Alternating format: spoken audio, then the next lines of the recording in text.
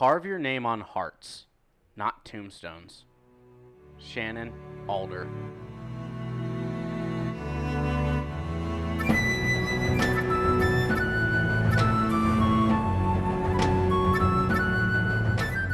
Bending, Not Breaking. Season 2, Episode 13. The Firebending Masters.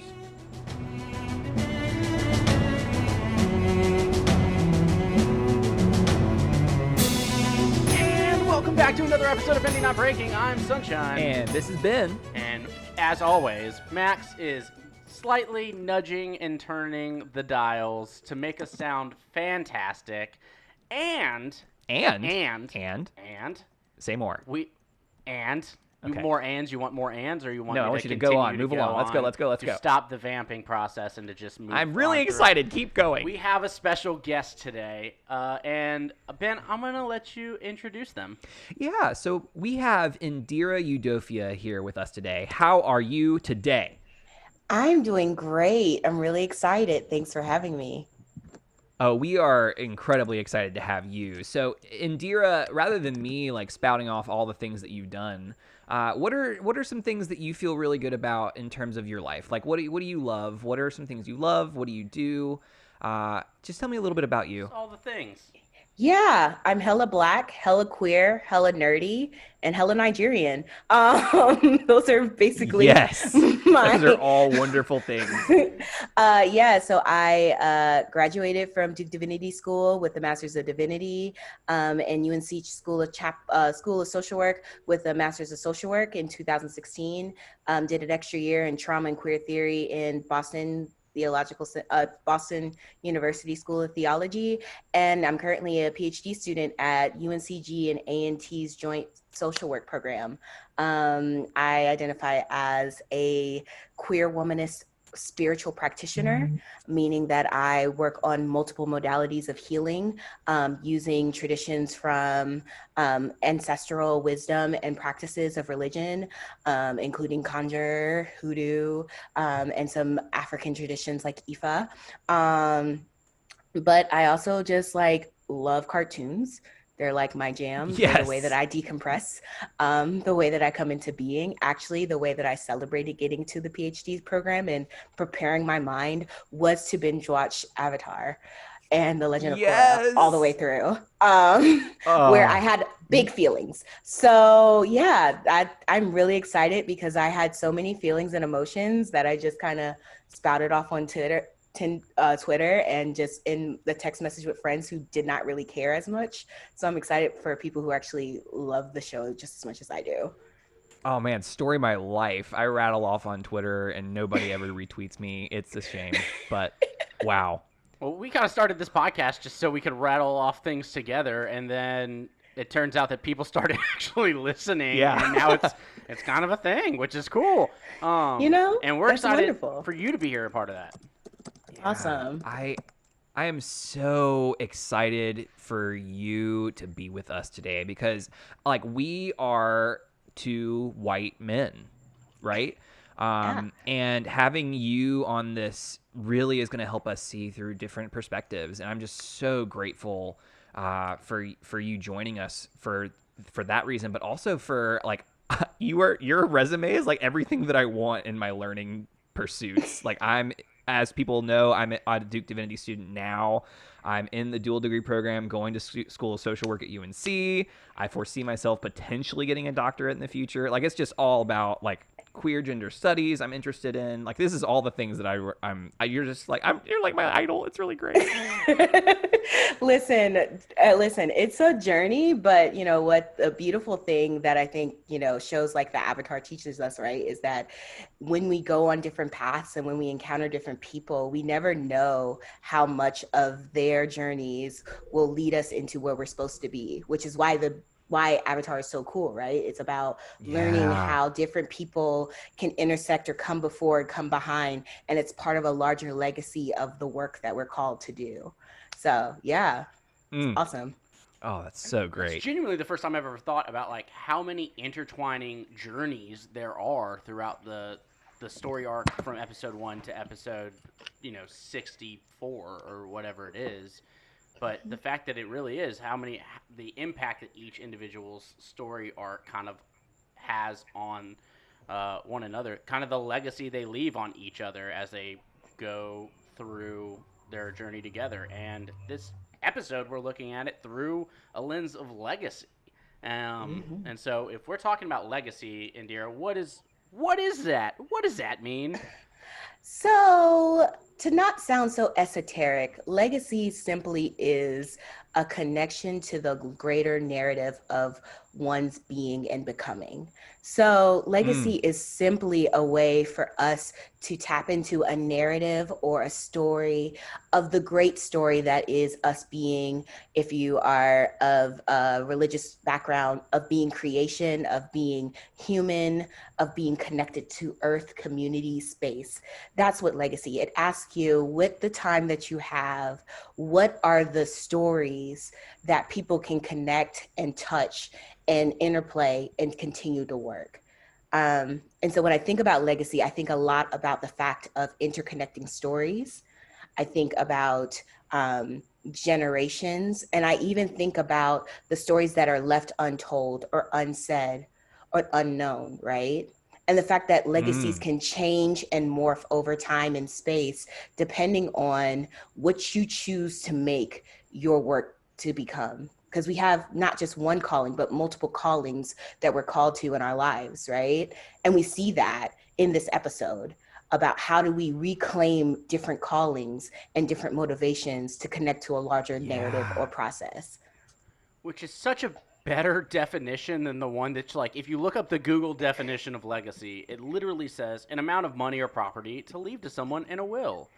And which is by comparison saying like if you don't have money or property, then you don't have the ability to leave a legacy, which is just not the case. Um, Right. and it's just that seems just like such a I don't whoever decided that that was the definition. I have I have questions. questions. um, and how that Yeah. still hasn't been refined over years of. I don't know if it's Merriam-Webster, but I don't love it. So I love yours a whole lot more because I think it's way more encompassing. Yeah. I Yeah. mean, capitalism, man. It creeps into everyone's Capitalism and the imagination. patriarchy. Patriarchy and like Yeah. all the things. It's just white supremacy. It's all the worst, right? Um, okay, so I'm you also we asked you what we wanted this lens to be, right? So you Mhm. provided us with this lens, and so we really kind of had this really interesting dynamic where we're like, okay, this is a new thing to look through. I didn't anticipate this. So you also mentioned you threw out ancestral wisdom Mhm. as one of the things that kind of in tandem with legacy. How do those two things relate? What are you might have already talked about this? You might have already said it, but just to Yeah, clarify, I what can what? I can expound. So the reason why they're linked is twofold. Often when we think about what our stories are on this earth or what our work is called to do or what legacy, and I put that in like really big heavy-handed quotes, is on earth, we think about the individual work that we are doing on this earth, right? What are the papers that we're writing? What are the jobs that we're doing? What are the monuments that we're building? Um, what are the things that we personally tangibly are doing on this earth, and we think about that as being our legacy, right? but if Mm-hmm. we're but what we are taught is that it's an individual pursuit. However, our imagination is deeply, deeply colored by this idea of what I'd like to say capitalism, right? Which is about what you produce is what you can claim. Here, However, here. what they don't name or what they don't discuss or what they don't disclose to people is that there is often things that go beyond us, things that we inherit, things that we carry, stories, traumas, histories, mechanisms, Yeah. imaginations that we are born and birthed into and walk out in order to align ourselves to a certain type of work that we're going to do. So the reason why I wanted us to talk about ancestral wisdom and legacy is because they're often intertwined. We don't think about ancestors in a Western capitalist framework, right? We think that what we do is what we do, and what happened in the past, what happens Yeah. in the We got to past. pick ourselves up by our bootstraps, right? Right. But that whole bootstrap logic, you got those boots from somewhere. So Exactly. even if you don't think you have like ancestral wisdom or ancestral power mechanism, it's a bold-faced lie, because capitalist is a perverted form of ancestral worship, right? It is worshiping the ancestors of subjugation. It is worshiping ancestors that believed in violence and degradation of Black and Indigenous bodies. Those ancestors, those mechanisms. I mean, the world stopped because Hamilton was on Disney Plus, right? Yeah. Hamilton's financial system, that ancestral wisdom about that is what drives Wall Street. Yeah.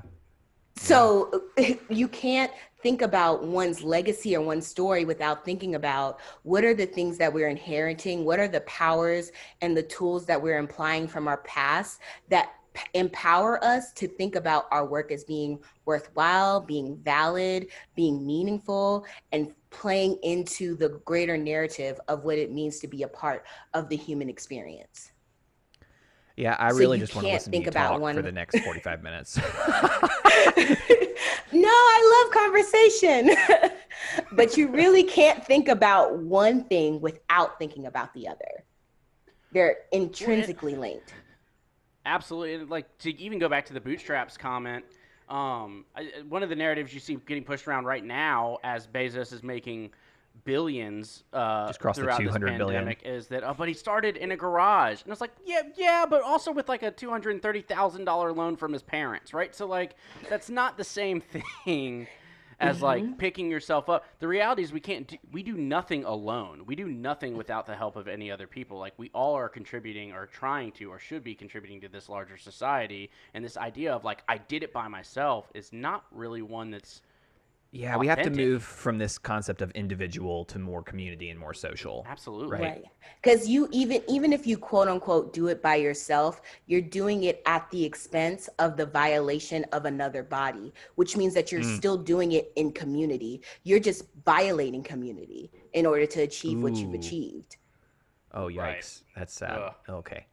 And so we're going to dive into this episode and talk about all of this that are unpacking and with through moments of this episode. But before we do that, we're gonna have Sunshine remind us of what is in the episode with an episode recap. Ben. Sunshine, Ben, it is your turn. I need you to do what you are supposed to do and agree to do.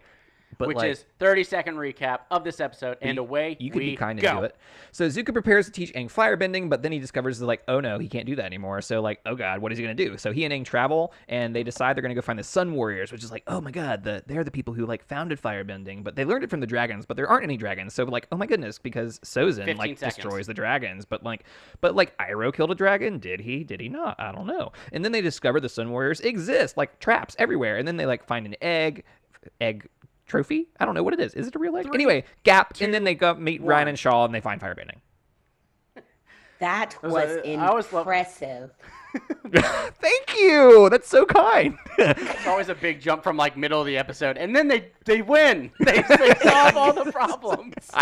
There's too much in it. There's so much that goes down. They found an egg and then firebending. And the end. That's the end. That was it. Nothing else to discuss. All right. I didn't even mention the dancing dragon. They didn't even get to dance in my recap. That's how. There's all the dancing. Isn't dancing joyful? Yes. Yes. All right. We can talk about dancing when we talk about ancestors.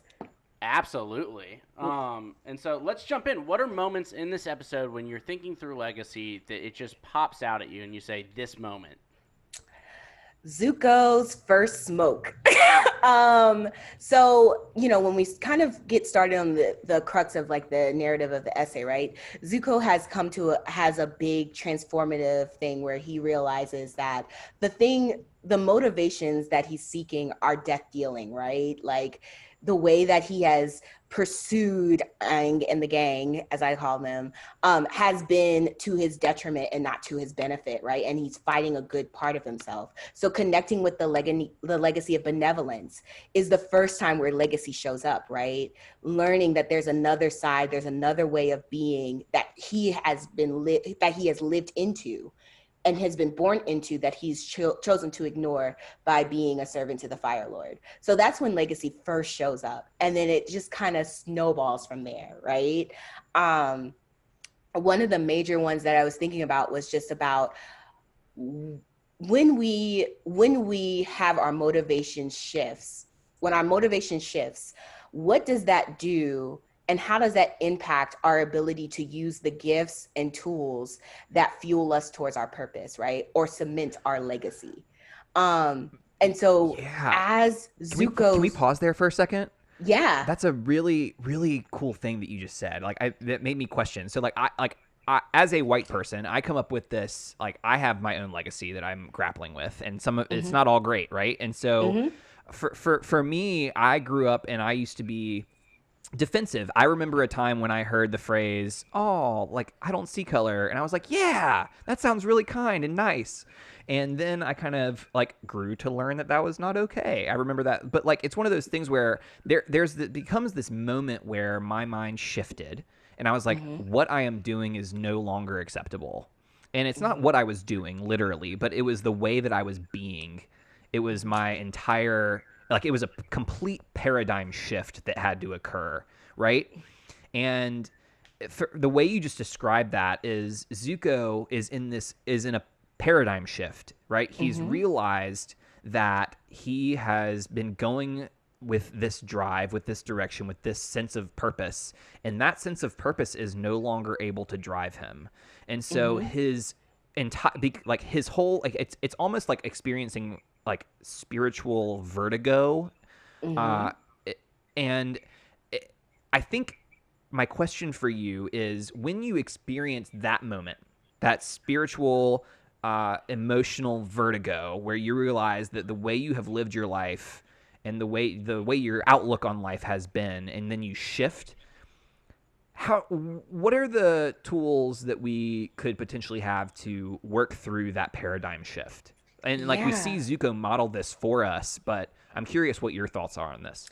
Yeah, I think the first thing is, like Zuko did, was like acknowledge that a shift has happened, right? I think often when we do when things paradigm, our discomfort of change, our discomfort and dis-ease about what does this all mean, and the meaning making process, we tend to rush that process instead of just sitting in the fact that something is now in flux because I've made this move, right?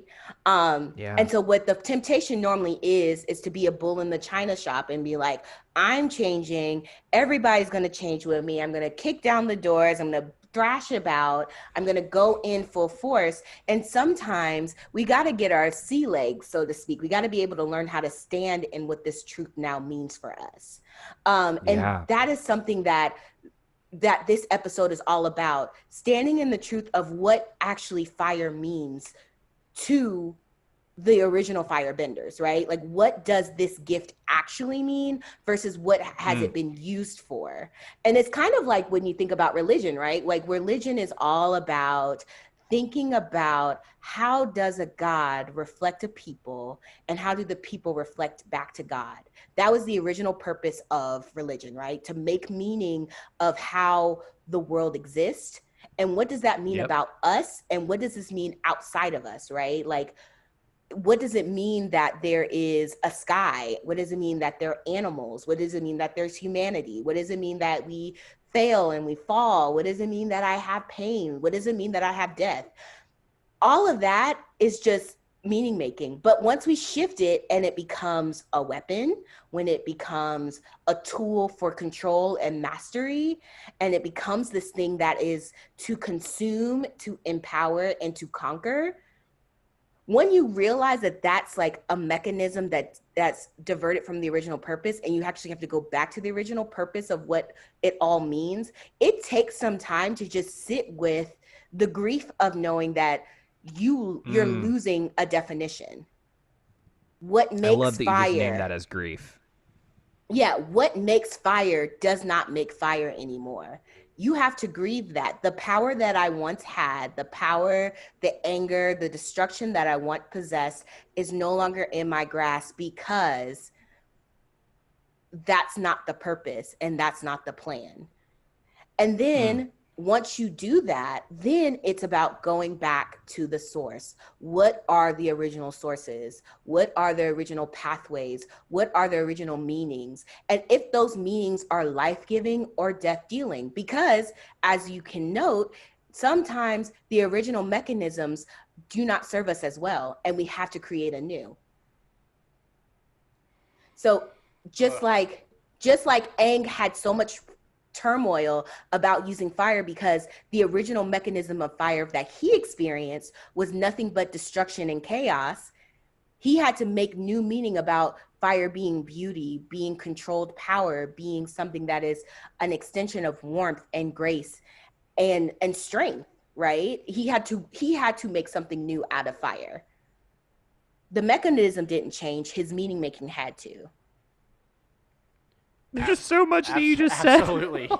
And I think for me, one of the biggest things is the fact that both of them were able to recognize that in what is a 23-minute episode, but also just I feel like one of the things we've always appreciated about these characters is the quickness in which case and the self-awareness that they have to kind of realize like, oh, this is why this was happening. I was angry and that was fueling me, and now I'm not. Or I didn't love fire because I hurt Katara with it, and so I've only seen it as destruction.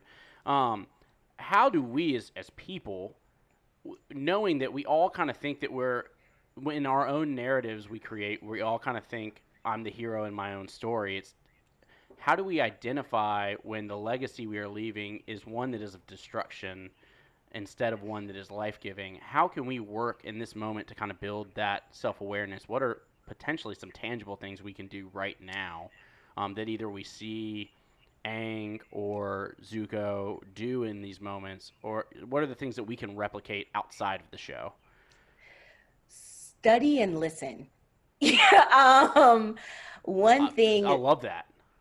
one thing that I find, especially this episode has definitely like been the episode that I come back to the most, simply because it shows what does it look like to actually practice things like cultural humility, right? Like we talk about humility, we talk about being competent or being knowing, right? And even Zuko has this like moment where he's chin checked, where he thinks like, oh, these people are long gone, they're dead, they don't exist, right? And then he sees these people.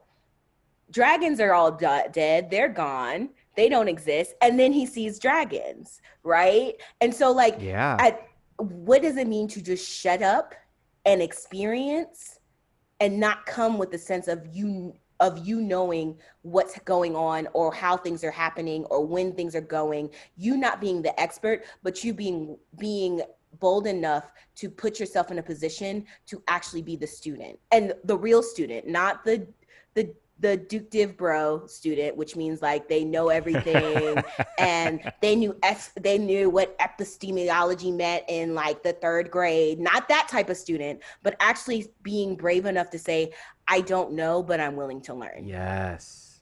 Yeah, and Zuko models this so well. Like Zuko is such like he's so humble when you think about it from that perspective. There's just he's so eager to just say, teach me, and I'm willing to learn, and this is something that you have to offer, and I'm here for it. Well, and we highlight those two different students in Zuko's behavior. Episode 1 was he's learning his forms and practicing his forms, but he is telling Iroh, I know what to do, I'm good enough to do this, teach me these things. That's so true. Right.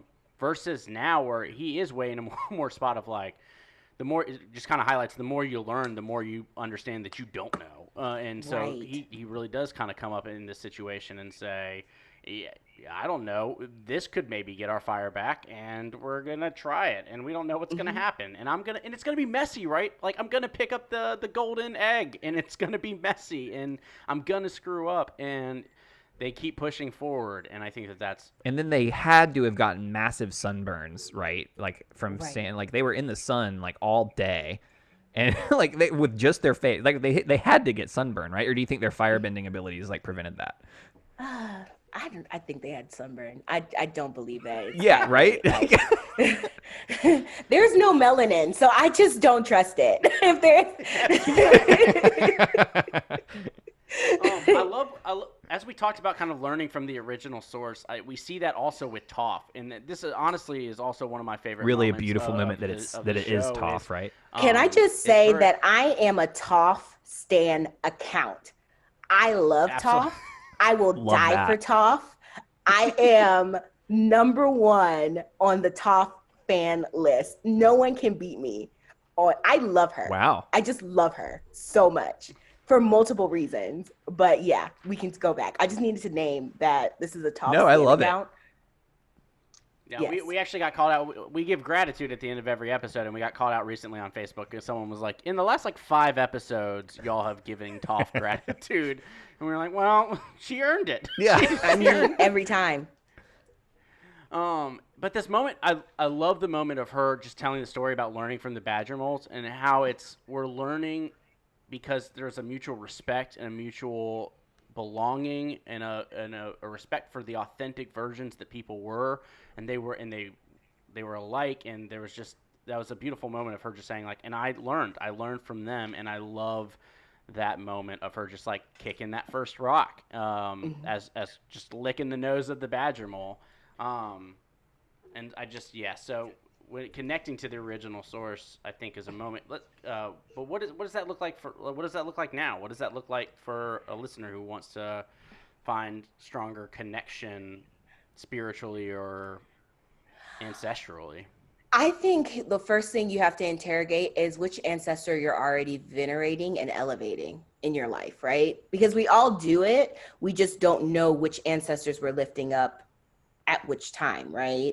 And we can make a choice. We Yeah. can choose to elevate people who elevate legacies and peoples and stories and histories that are about resistance and community care and communal love and like queerness and healing and faith and joy and laughter. We can choose to elevate those things, or we can choose to elevate the things that are death dealing, right? We can choose to elevate things like pulling people up by our bootstraps, or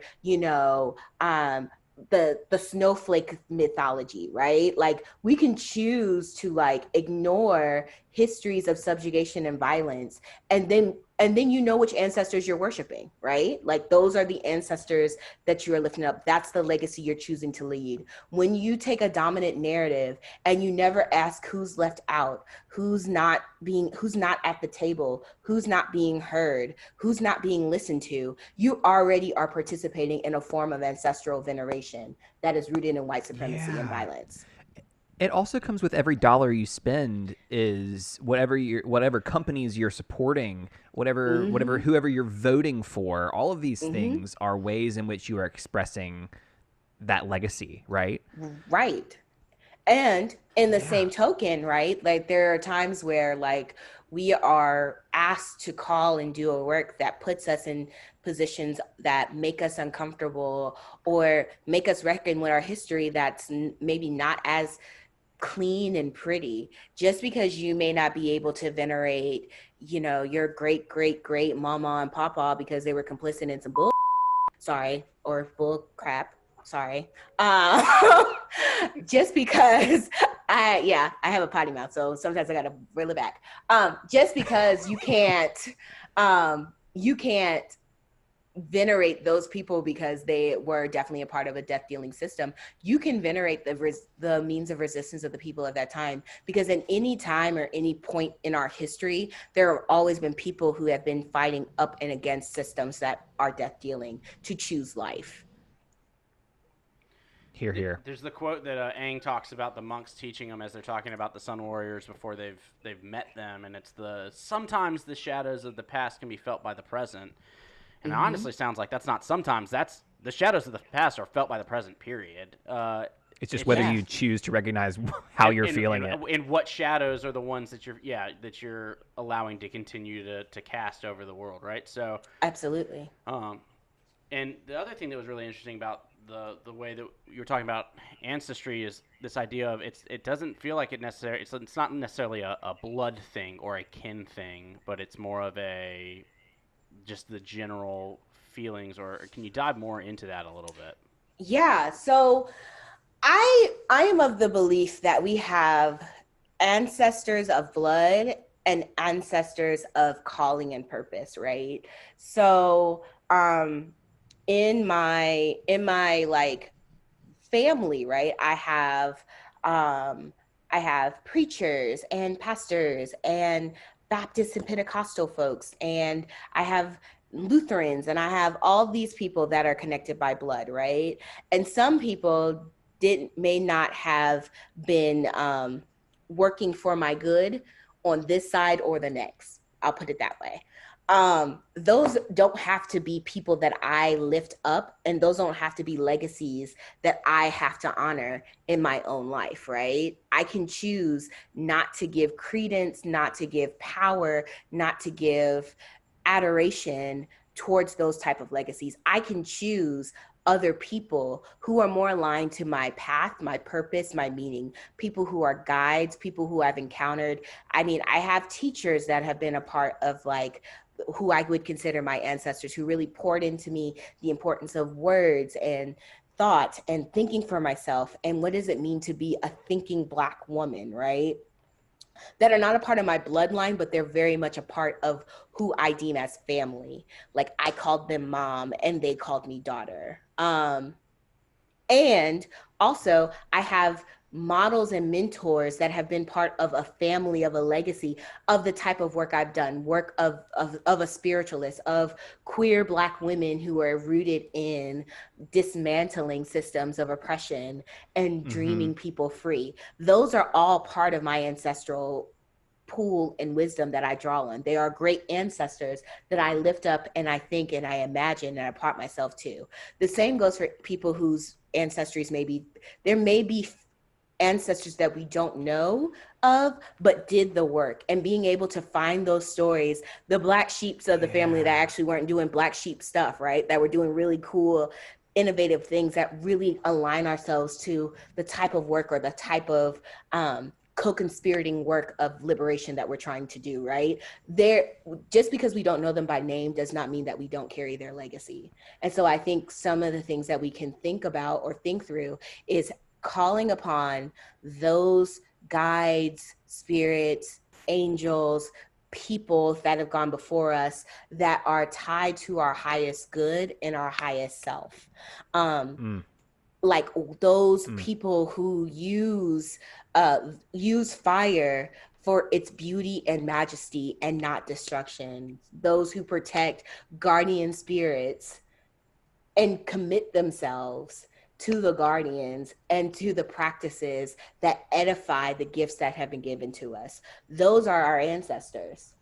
Those are our guides. Those are the people that we can call and draw upon from in our meditation, in our work, in our power, in our imagination. Those are the tools that we can drive from. So even if we can't see mama and papa being on a bus, right, doing the freedom fighters, we know other co-conspirators that have been around our families or been around our lives that were doing some subversive work to do the work of justice in the world. And we can call upon those people and lift up those people. What I really love about all of this is how we challenge the narratives that either we knew before, and learning the stories of those individuals. It honestly makes me think of Iroh in this moment, of the moment where Zuko has to unlearn the fact, which is the Fire Nation history, which is Iroh was a dragon slayer, and he came back and he killed the dragon, and that's what happened, and that's the story I know. And then to learn that no, Iroh is actually creating harmony and peace and didn't kill the dragons and learned the dance of the dragons and how that brings everything together is a beautiful moment. But that's what Right. that. But you It's kind so of lifted important up to and made me think highlight. of. It's so important to highlight in that moment too that when Aang asks about, so like I thought Iroh was a good guy, and then Zuko defends him and says He's got a he complicated has a past. complicated past, and I think it's because he Right. has the empathy of realizing that Zuko himself has a really complicated past, right? Mm-hmm. It's just one of those things where it's not a binary, right? Like Yes. you are not just like a good person or a bad person, and it doesn't lay in this binary. Yeah. It's these moments of failure and these moments of not doing all that you could have done and messing up and doing things well and doing the right thing over here and making the good decision here and then using the wrong language over here, and that it's this mess, but you keep pushing forward and you keep trying to do what you know is right and acting inside of your value system. But we've got to drop the binary of like I'm a good person or a bad person. Yeah, it just reminds me of the Brene Brown quote, y'all. It's the irony is that we attempt to disown our difficult stories to appear more whole or more acceptable, but our wholeness, even our wholeheartedness, actually depends on the integration of all of our experiences, right? Yeah. Um, and this whole thing that you were talking about, Indira, and then also you, Sunshine, kind of drove me to think about Zuko's ancestry. He has Sozin as a grandfather and Mhm. Avatar Roku, right? Yes. And he grapples with this like the dualness of his ancestry, and it Mm-hmm. almost is a binary in that respect. Like, who will I become? Will I become the Sozin, or will I become the Avatar Roku, or will you just become Zuko and you get to be your own human that makes your own choices, right? And it's just, but like, whose ancestry, whose legacy are you claiming? And Mm-hmm. we see Zuko is making that choice in this episode. Yeah. And what's also just really like interesting about just like thinking about stories and where lineage lies in this narrative, right? Is Iroh, right? It's like the more that Zuko has been separated and charting out on his own to find his own path, the more he's connected to a story and a history with Iroh, right? Like the more he gets to learn about himself, the more he realizes that his path is so deeply and intrinsically tied to Iroh's path, right? And Iroh's journey to deliverance becomes a part of his own. Mm, It's mm, mm. like we don't we often think that we only go through things or we only go through challenges or because of the time. And this is the curse of modernity, right? Like because of the technologies, the temptations, and the troubles of this time, we don't ever think that our elders actually have tools and strategies to help us navigate this present time because we think Yeah. it was so long ago, or oh, it doesn't make sense for us now, or it's a different world. The same mechanisms of death and violence are the same yesterday, today, and forevermore. It's how we adapt and change and how we learn from the tools of our past to be able to build on mechanisms to help us fight in the future, right? And that's what Zuko is Hmm. learning. He's learning that, the idea of connecting to the source, right? Which is something that Iroh had to do for Iroh's self, right? The same journey happens, but the tools are different now. We're doing this to fight people who have made a mockery of the legacy that we've just learned about, right? We're doing this to like build up. For Iroh, it was about protecting the dragons. This time, it's about learning how to reclaim what the true heart of the Fire Nation actually is supposed to be. Yeah. Yeah. So rich. And This I is want to so. try to pull tangibles out of everything that we're saying, and try to put put things in as much as I can in a box. And so things I'm hearing about when it comes to leaving the legacy we want to lead, we gotta learn about the legacies. We gotta look for the stories of the past. We gotta look for those connection pieces and look for those moments where we can learn from. We've got to navigate and see the mechanisms that have been there, and see if we can create new tools to fight against the legacies that we don't want to see.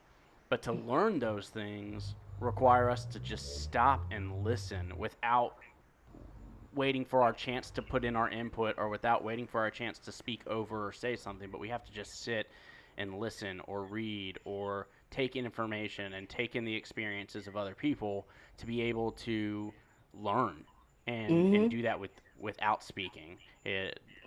That is my best summary as of what we've kind of spoken of so far. Excellent summary. If I'm hearing things correctly. And we Excellent. see all of that. We've seen those moments, and we talked about Zuko being able to learn those. We talked about Aang recognizing that, and I love this moment as they complete the Dance of the Dragons. I love the moment of awe that comes Tears. over both of them Tears. in Hmm. recognizing my viewpoint's been wrong. They shifting their own mindset, but just recognizing the beauty and harmony of what is authentically there, not expecting, fire is and it's going to be, and knowing that that's what it's bringing the harmony there is a beautiful moment. Without expectations of the fire changing to meet their wants and needs, the fire is, and recognizing the beauty that is in there, I think was a really beautiful moment. Yeah. And the beauty of what I think is really powerful about this experience, right, is that Zuko is among technically his people. These are his people. The guardians of the fire spirits are his people. They are a part of this nation that is forgotten, right? They are the original people. But Aang is not a part of this community. Aang is a visitor. Aang has literally come to learn a portion, but by no means does this mean that he co-opts this experience and has become a part of these people. And the humility that comes when someone shares such a beautiful, because Zuko could have went on this journey on his own and came back and Yeah. taught Aang what Aang needed to know. But the beauty of making them voluntarily being an outsider and being a visitor and a guest and practicing the humility and grace of that and accepting whatever hospitality came with that is a power in itself. And I think that's another thing that, like, as you're going through a journey of trying to unlearn or revisit new ancestors or new guides, just because you find certain people or find certain paths or find certain doctrine does not make you a part of the community. It makes you a guest. And knowing your place is really, really important in that. Wow. That's really powerful. I'm I have questions. Okay. Yes. So I Aang I wanted to, so Aang is the avatar. Let's lift this up. So I'm surprised we haven't talked about this yet, but like what a legacy that he's carrying in almost like literal ancestral wisdom in that he's able to like connect with his past lives, right? And so his uniqueness in the world, right, is a really interesting part of that. But I love how he's a visitor, right? He's an air nomad. His culture is that of the air nation, right? And so him coming in to learn about the Fire Nation, like I'm curious, like there is, as you were very clear to say that this is not appropriation, right? This is like him learning. This is humbling himself. Can you help us understand the concept? Like, when does Aang cross the line? And I don't think he does in this episode, but like, what would it take for him to cross the line? When is it too much? Okay. So a good example of this is actually derived from a actual current news story that happened, right? So I'm going to use this news story and then relate it back to Aang. So journey with me here. Great. So there is a Caucasian woman from Kansas who has a fascination and deep appreciation for African American studies, history, and literature, right? So they dedicate their academic life learning, studying, understanding this culture. That is appreciation, right? knowing that there's a richness and a story and a history. Where this white woman from Kansas went wrong is that she changed her identity to an Afro-Latinx woman and performed Afro-Latinx culture in the academy, in the community, and got fellowships underneath that assumption, got job positions and accolades, entered into Black space or Latinx space under the assumption that she was a part of this community, and held space and policed other people for their performance of their identities. So told Black people they weren't Black enough, told Latinx folks they weren't Latinx enough.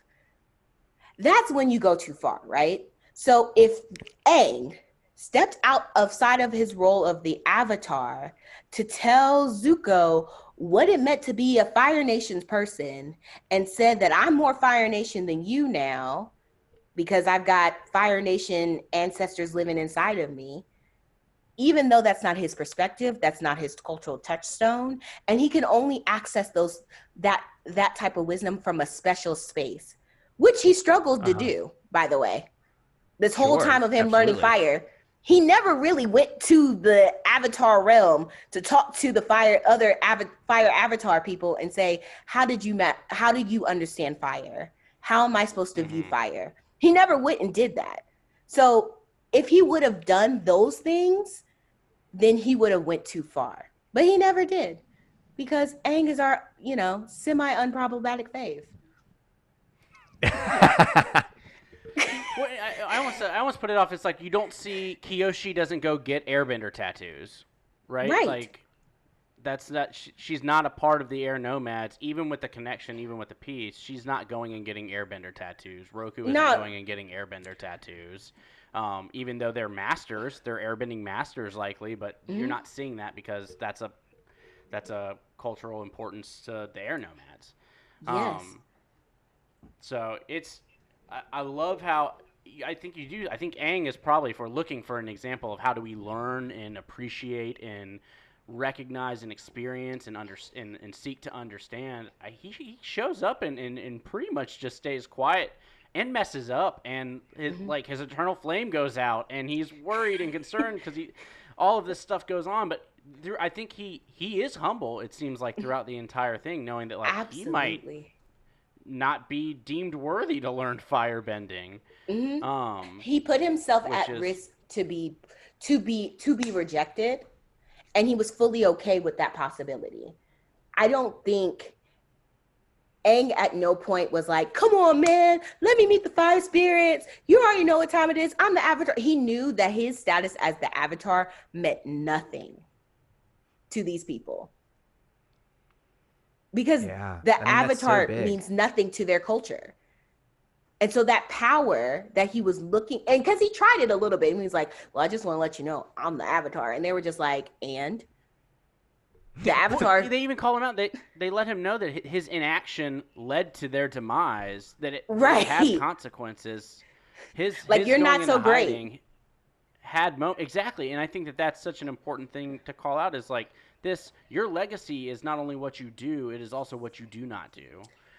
Yes. And I think that that's an important thing to highlight, that your action or inaction is going to have an effect in one way or another, and we need to be conscious of that. Not everybody will deem you the hero in their story, and you have to be okay with that. You may very well be the villain, and you're entitled to know that and sit in that. But they're not entitled. They don't have to revise the narrative for you. It's up to you to reckon that narrative for yourself. And I think that's what he was learning during just shutting up and sitting back. I love it. I love it a lot. I do think one of the things that his avatarness did I believe, help with in this episode was his intuition was very strong in this episode. So yeah. we see it in both when they first encounter the statues of the dancing dragon, and then we see it again when they encounter Ren and Shaw, where Aang has this intuitive feeling where like, hey, Zuko, I think we need to dance. And he says it both times. Like we don't. There's not a clear indication, but I wonder if it is his avatar ancestral wisdom, if you will, or his legacy in this moment that kind of brings that intuition to the forefront for him. I actually think it's his childlike wonder. Ooh, okay. Tell me more. I think that the beautiful part about Aang, right, is that Aang is still a child. In the midst of the fact that he's 100 years old, the fact that, he was a part of this great order of monks that have been eradicated and has suffered this great trauma, Aang is still a child.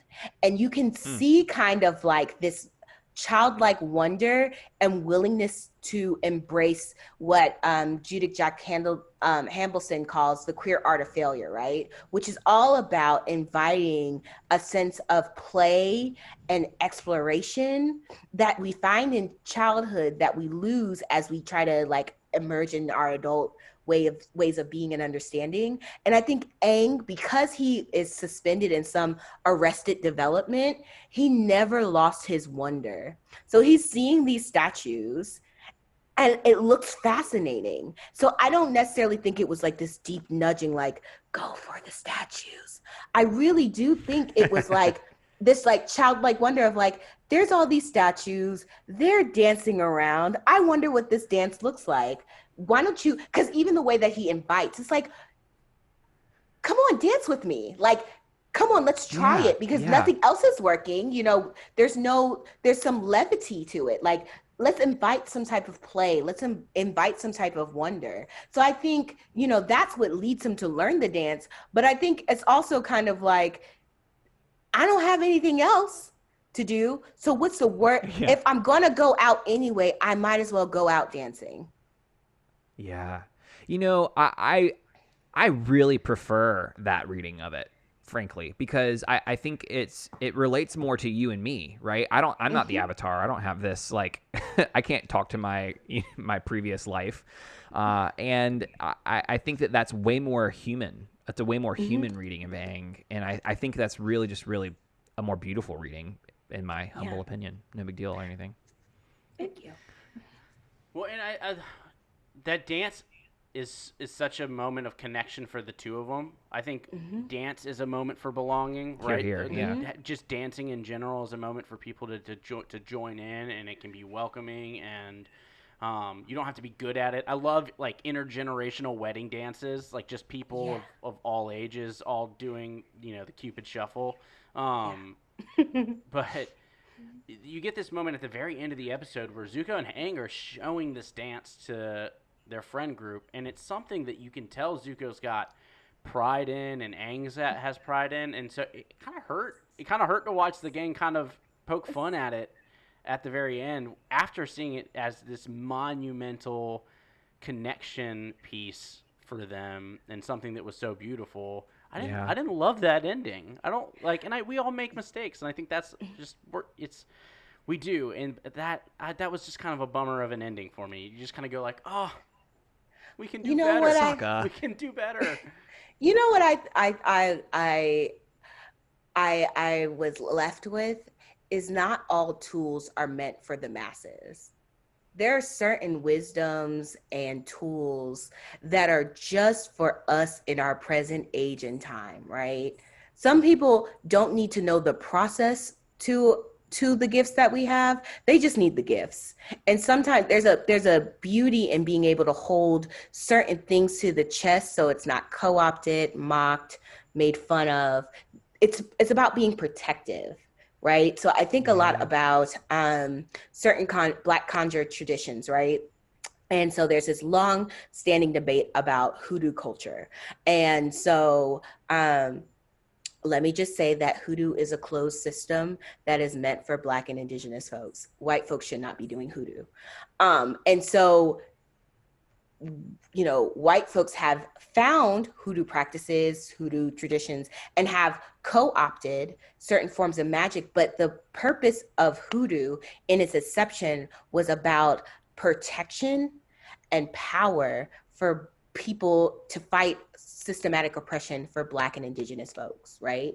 Like that was the purpose of hoodoo, is using the earth, using the elements, using nature in order to protect Black people in the midst of systematic violence.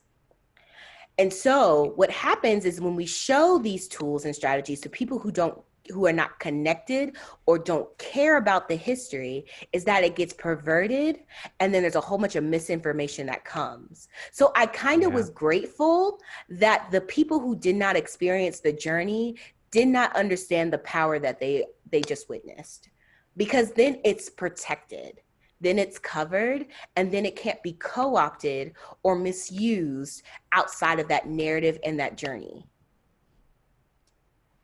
No, that's a whole different way of viewing it which is very appreciative. I think because even the Sun Warrior says like, don't tell anybody, right? Like, Yeah. don't do it. I'm not gonna come find you, but don't do it. Specifically about they exist. I think you're right. There are things that, I don't. If I'm meditating in the morning, that's a me thing, and that's probably not the best thing to equate all of this to. But there are special things that I think each individual person can understand. Like, no, this is for me, and it doesn't mean that I don't love people, and it doesn't mean that I don't, want to be able to share experiences. But this is a me thing, and this is something I need for just me, and that needs to be okay with other people. Yeah, I mean, and it can be as small as a practice. It could be big as your story, right? One of the things that I've learned as a trauma practitioner and dealing with folks who, so my primary job is working in community mental health with folks with severe to persistent mental health disorders. That's like my job that pays my bills. And one of the things that I work with my clients is the right for their own story. Because what happens is when folks are traumatized or when folks are seeking help or assistance from mental health challenges or financial struggles or things that have put them in a part of crisis, their story doesn't belong to them. And so they don't feel like they have to be protective of their journeys or their stories or what they go through, because they feel like they have to give you everything in order to get something from you in a system. There's a power of being able to control your story and to choose who gets access to it and who does not. And having that discretion is something that is like it's a part of legacy, right? You're not entitled to see the bumps and bruises to my journey. All you're entitled to do is help me bear fruit to what I'm supposed to be and who I'm supposed to become. If it means telling part of my story, absolutely. But if it means that I get to keep some stuff to the chest, I get to keep that. Because my suffering, my journey, my pain is not fodder for your sick fascination and your savior complex. Here. Yeah, this really, really resonates with me and reminds me, I've already referenced Brene once, but Brene talks about how when we are building friendships with people, it's she goes into vulnerability and how when you are being vulnerable is not sharing everything. That is a misconception. That becomes floodlighting, right? It becomes a perverted version of what vulnerability is meant to be, right? And so vulnerability rather is being able to set that boundary of, this is something that I need to share, but I cannot share with everyone. So who are the people that I can share this and maintain safety with when I share this with them, right? And so she kind of describes it as having like a 1 inch by 1 inch piece of paper with the names of the people we trust on it, right? And so the whole idea of it being so small is that we don't have this massive list of people that we can share with. Instead it's more about who are the people that you feel safe with, that you have built boundaries with, that you have set up trust with, right? And I think that really kind of speaks, that it resonated with me to talking about what you were saying about like, this is not meant to be shared with everybody. Protect it, right? Because if you don't, then it might become perverted. Mm-hmm. Yeah, I I think. think Go ahead. one of the running themes that based off of what we've talked about in the episode, and whether it's with Toph or whether it's with going to the Dragons, it's what was the intent or what is the purpose of the original source? What is the purpose of why it originated and what is it doing? And is that something we want to honor, or is that something that we need to not continue that legacy? And then we also, as people, have to decide what our role is in that, and is this a legacy that we need to be at the forefront of, or is this a legacy where we need to be in the very back, listening and supporting and understanding, but not trying to create decisions or do or whatever that might be. And am I hearing that correctly? Because that seems like a running Yeah. theme through everything. And is that the line between I want to do good, I want to be an advocate, I want to be an ally, and this is saviorism? Um, I I think that's and a good is line. that the line? Yeah. Yeah, I think that's the line. And I think because if we put ourselves in a position where we bypass our own of exercising our own demons, so to speak, right? Because again, because we are carrying these legacies, because we have been complicit in systems, and we have been, conjuring ghosts of violence for so long without knowing it, right? Deliverance doesn't happen overnight. And so to be able to take a step back and to learn and to appreciate it, it forces you to rework your logics, so you just don't run in blindly trying to bring the master's tools, right? Like it's like Audre Lorde says, the master's tools will never dismantle the house. Yes. So like Yes. if you're coming in and the only tools you have, something is not right, but the only tools you have are tools that are not right, then you can't be a savior. Yes. You've got Feminism to is my dismantle new your favorite weapons thing. first. Yeah, I think it's very helpful to be able to kind of say these are steps, because there are people out there that want to do good and want to support and don't understand that line and don't understand what that is, and so I think it's helpful for me to hear that's a good way of tackling and is thinking about how we're going through and doing that. Yeah. So that's super helpful, and I think Toph has a section as she's talking about the earthbending where she's like, it wasn't just a tool for fighting. Like, that's just what it's currently It was a way of become. interacting with the It was just world. a way of interacting with the world. It was the way Yeah. of living. And for her to have the awareness of the original purpose of earthbending that way, I think is... Talk about being stand account for Toph, man. Yeah. She's awesome. Well, I wasn't going to give my gratitude to her, but who knows? Who It knows? could happen again. But no, any other moments that we want to highlight before we kind of take our break and go into our next section of big legacy moments that happened in this episode? I think we covered them. All right. Well, we'll take a quick break, and then we'll jump back with our devotion through the element of fire and with our gratitudes for the day. We'll be right back.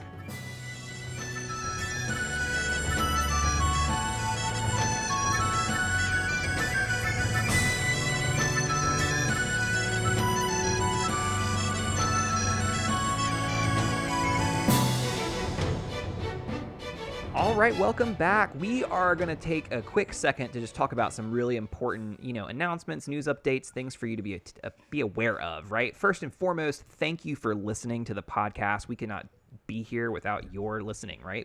This would just be us talking to the void without you being here. So thank you for listening. Second thing is you have the really cool option to support us on Patreon. And what that does is it gets you this really cool thing where you get to, at any level, you can support us. And then you get to join a Facebook group where we have conversations about the episodes, both the Avatar episodes as well as the podcast episodes. You get extra episodes if you support us on the next tier. You get mini episodes about the comics is what we're starting to do. And also Max's Choice episodes. Max gets to pick something. He doesn't watch Avatar, which is really really weird. But he picks his favorite shows, and we treat it the same way we treat the show.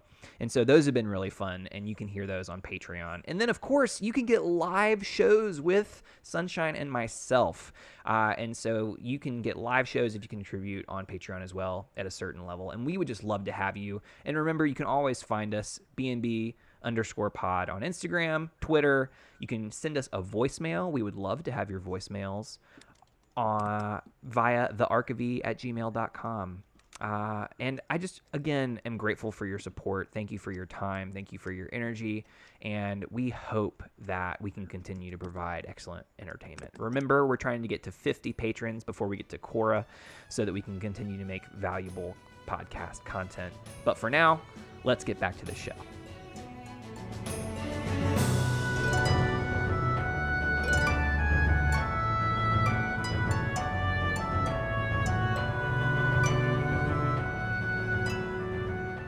All right, we are coming back from our break, and we are talking about legacy through the element of fire for our devotion. And so, Ben, I'm gonna hand it off to you first, but I'm gonna say, what is your plan for the week? What do you want to do this week? Yeah, so I have been guilty in the past of picking really lofty things and not setting like really specific goals that I can accomplish in a week. Instead, it's just like, oh, I want to do this, and it's not been, quote, smart goals, right? Specific, measurable, actionable, relevant, timely. So for me this week, I'm going to try and boil it down to something that's simple, that I can check off a list. And when I think of fire, I think of that warmth. And when I think of Zuko and Aang and how Zuko kind of lost that inner fire and then he refound it, I want to think about what brings me that inner fire. What is that inner warmth that makes me feel like I am doing something, that I'm living up to? What are the legacies that I'm living into, that I'm choosing to live into? And so I want to, I'm going to take a 15-minute meditation for myself to think about and contemplate that. And then I'm going to, based off that, I'm going to make decisions about how I want to live into that better. And so that's going to be my thing this week. And Indira, we're going to pass it to you. What do you want to do with this concept of legacy and fire? What's an intention you want to set? Yes. So like I said, I practice ancestral veneration. And so one of the intentions that I want to do is that I've been slacking with my time at my altar lately. So I want to kind of recommune with my ancestors a little bit, which means that I will be lighting candles and kind of sitting and journaling about the legacies of love that I've been birthed into being. Think about the lineages of people who invited my fire for learning, for healing, and think about those people who I'm living into, because I think as I'm starting school back over again, that's one thing that I'm totally not connecting to right now, is the fact that I come from a family of educators and teachers and healers, and all of that work is inside of me and coursing through my veins that I want to reconnect to. So talking a little bit to my grandfather, who was an educator who passed away 2 years ago, and spending some time with him because he was a really great teacher, and I want to kind of connect to that history. That's so beautiful. I love that. I love that. Oh, all right, I've been thinking, because it's been taking me time to figure it out, to piece it together. I want to go back to those moments that we talked about earlier in the show about listening and what that truly means and what that looks like. I think about the times where I feel like I've been heard and someone's kind of been able to connect with me, and how warming that experience really is. And I think for me, I'm bad at it. I am pretty constantly thinking of, what am I going to say in response? And so I think that I have to be intentional about recapping and summarizing and making sure that I'm hearing people and connecting with the message that they intended, and asking for clarity. And so I think for me, that's my goal this week, is to really listen and to make sure that I'm saying things like, I feel like I heard this, or I want to make sure I got this right, and do that with every moment that I can, to really to understand more. and hopefully create a warming experience for someone else. So that's my goal this week. Wow. Yeah. Y'all, we're pretty cool. I love those. Those are all great goals, and I'm grateful to be in community with both of you. And they take intention, and it's one of those things where it's progress, not perfection, right? I'm sure Yeah. there's going to be times where I don't do that as well as I want to this week. There's going to be times where I miss an opportunity, but I'm the continual path of how do I create this legacy around being a strong listener, and how do I practice that more than not. And so just always give a little grace too. I think that always helps with these practices, is to give, if you as a listener are choosing a practice each week, to give yourself a little grace through that process as well. All right, some gratitude. This is my favorite section. I shouldn't have one, but this is my favorite. Mine's quick and easy, and it's kind of for a silly reason, but it's kind of not. I'm giving my gratitude to Ran and Shaw, because they just get to come out of their caves and then tell people that they're worthy and that they're enough, and I think that that's really nice. I think that that's important to be able to do that. To be fair, we don't see the only times that we know of them doing this are with Iroh and with Zuko and Aang, and so every time they've always told people that they're enough, and I think that that's the more we can tell people that they're enough, the better off we'll be, and so we need to do more of that. And so that's why I'm giving gratitude to Ran and Shaw. I love that. They're great. Indira, who are you grateful for in this episode? Unnamed Sun Warrior number 2, who is talking cash money about Zuko and Aang getting eaten by the dragon. It is something We're all thinking it. that brings me all types of petty joy. As Sass is a part of my lineage of love and legacy, to see, I think there's something magical about someone, like when someone enters into a space that's not theirs, right? There's always a skeptic who's like, look what this guy's finna do. And even though his face is completely cracked because the dragons accept this form of worship and veneration, I just love, like, oh man, they're gonna eat good tonight, and just having like someone say, shut up, like we're supposed to be serious. But the comedic relief of it all, because it is so heady, right? I don't know, I just appreciate someone who is petty to the bone. I just really do. So shout out to you, Sun Warrior, too. You were the great one. I love that. That's so great. Well, I love how you mentioned it's like comedic relief in this moment, because like this is like a really big moment we see, because like we just saw this mass pilgrimage. This is the music from the intro outro, so it's like, oh my goodness, this is like the music. So it's like the whole seriousness of it all is big, and then there's this guy. So well, I think it also highlights that, like, even in heavy moments, even when things are serious, we have to take breaks and laugh and be joyous and joke with friends, and that is still a part of life that needs to happen to be able to refill our cups for the heavy things that happen. And you can side-eye people who come into your space who really don't get it. Like you can. That's so funny. Skepticism is allowed when someone from the outside is coming in trying to do something. Until they prove themselves worthy, you can count them out. Like, it's okay. And I like the permission for people to not be so gratiated or be so open. The fact that, skepticism is okay because people have to prove themselves worthy. That's a part of boundaries. That's such an important point, and I'm really glad you said that. I love that. Yeah. Okay. All right. So I am grateful. So there's not a lot of women in this episode, y'all.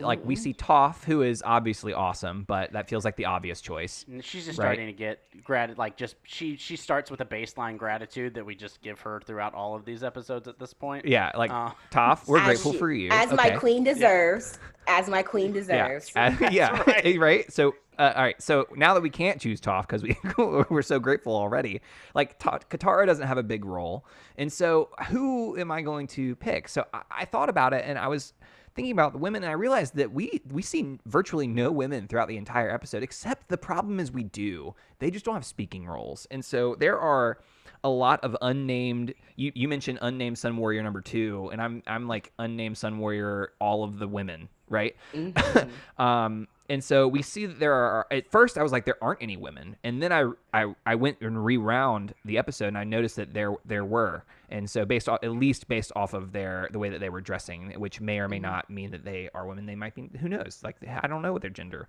but I assume that there are women in this nation area, in this group of people, this tribe, and I am grateful for them because without them, the legacy of the true nature of firebending wouldn't have happened, right? It wouldn't have lasted for these thousands of years. Like Zuko and Aang and everyone before them may never have found the fire inside, may never have been able to learn from the original benders without these women. And so I'm really grateful for them, and I'm sad they didn't have any speaking roles.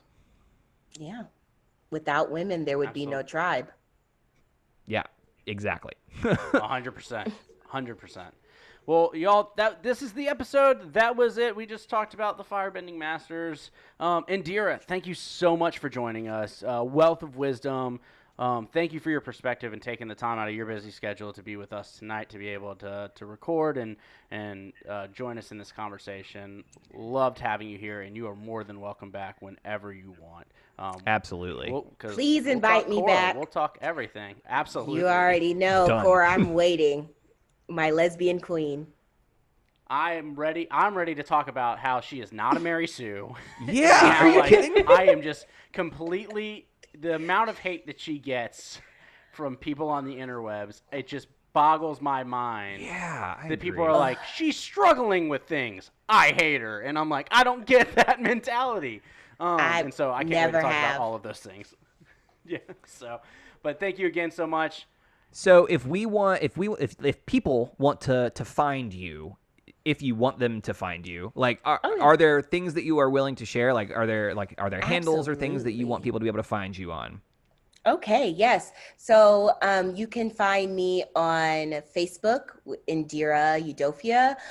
You can find me on Instagram, IndyU2010. I take a lot of office selfies because I'm always working. And if you're interested in the work that I'm doing, my landing page is www.imudofia.com. That has all of my therapeutic work, all of my spiritual trauma work, as well as some things about my writing and what I'm doing that you can connect and get to know me more.